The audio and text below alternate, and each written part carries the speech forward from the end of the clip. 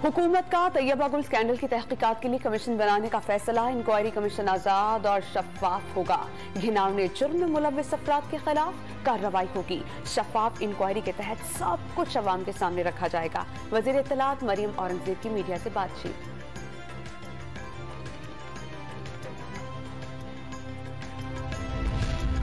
सिंध अमन की धरती है, अमन खराब करने वालों को नहीं छोड़ेंगे। वजीर इत्तलात सिंध शर्जील इनाम मेमन ने पीटीआई कारकुनान पर हालात खराब करने की जिम्मेदारी डाल दी। अवाम और सियासी जमातों को शरपसंद से होशियार रहने का मशवरा। नासिर हुसैन शाह बोले, कुछ लोग मामला खराब करना चाहते हैं।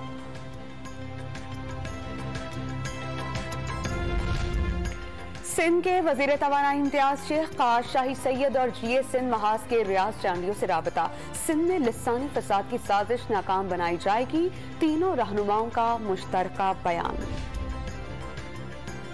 सिक्योरिटी फोर्सेस की जियारत के करीब दहशतगर्दों के खिलाफ कार्रवाई। बलोच लिबरेशन आर्मी के 5 दहशतगर्द मारे गए। ISPR के मुताबिक फायरिंग के नतीजे में हवलदार खान मोहम्मद ने जामे शहादत नोश किया। तहरीक इंसाफ की रहनुमा यास्मीन राशिद का नैब के नाम पर जाली फोन कॉल्स पर धमकियां मिलने का दावा। ज़िमनी इलेक्शन में वफाकी वज़ीर दाखिला राना सनावला की तरफ से पुलिस को इस्तेमाल करने का इल्जाम।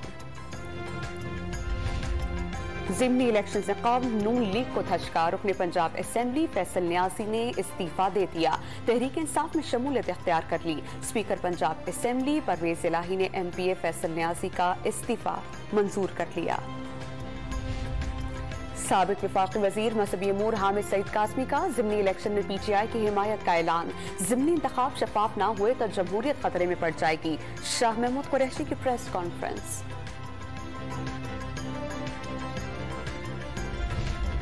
निजकारी कमीशन के चेयरमैन सलीम अहमद मुस्ताफी। वजीर आजम ने सलीम अहमद का इस्तीफा मंजूर कर लिया।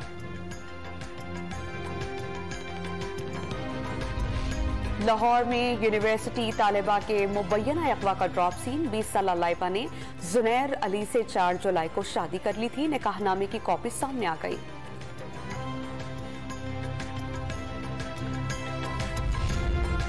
और कराची का इलाका मलीर काला बोर्ड जराइम पेशा अफराद की जन्नत। आए रोज वारदातों में इजाफा। मकीनों को खौफ। दरख्शां सोसाइटी में डॉन न्यूज के रिपोर्टर सैयद वसीम की मोटरसाइकिल घर के बाहर से चोरी कर ली गई।